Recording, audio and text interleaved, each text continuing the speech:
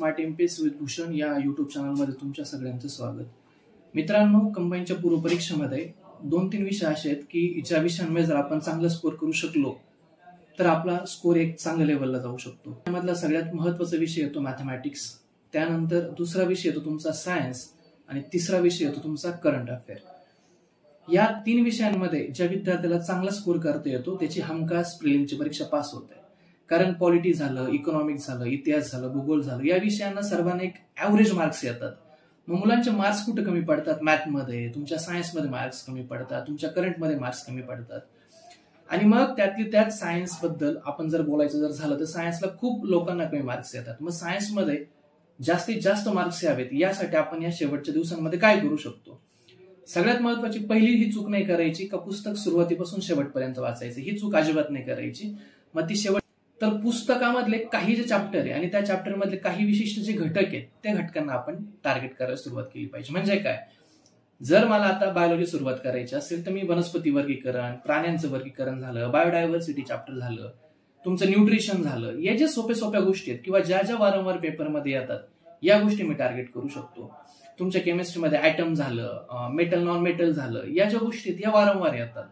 त्याच्यामध्ये फिजिक्समध्ये लाईट झालं, साऊंड झालं, या गोष्टी वारंवार येतात.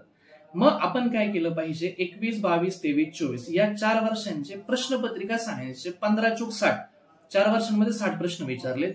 या 60 प्रश्नांचं अनालिसिस केलं पाहिजे. म्हणजे चला अॅनिलिडावरती प्रश्न विचारलाय तर मग अॅनिलिडाच्या आजूबाजूची इन्फॉर्मेशन ही 25 मध्ये रिफ्लेक्ट होऊ शकते. तुमच्या ऍटम वरती प्रश्न विचारला असेल तर ऍटमच्या आजूबाजूचा एरिया आपण कम्प्लीट केला पाहिजे.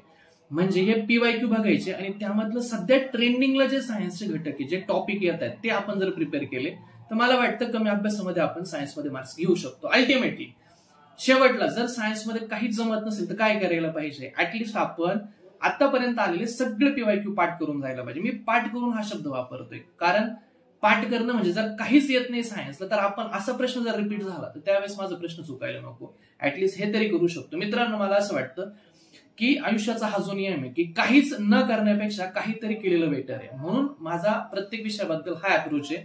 जर मला काहीच येत नसेल तर मी ऍटलिस्ट काहीतरी करून गेलं पाहिजे. मग जर काहीच जमत नसेल तर आपण पीवायक्यू करू शकतो. आणखी जर चांगलं करायचं असेल तर ट्रेंड शोधा आणि त्या ट्रेंडिंग मधले जे महत्वाचे घटक आहे ते आपण प्रिपेअर केलं पाहिजे. हे सायन्सला जर आपण केलं तर मला असं वाटतं की एक 10-11 प्रश्न बरोबर काढणं फार अवघड नाहीये. ते आपण इझिली क्रॅक करू शकतो. आणि सध्या सायन्स झालं, तुमचं मॅथमॅटिक्स झालं आणि तुमचं करंट अफेअर या विषयांना जर निग्लेक्ट नाही केलं तर मला वाटतं पूर्व परीक्षा पास होणं थोडंसं कदाचित सोपं होऊ शकतं.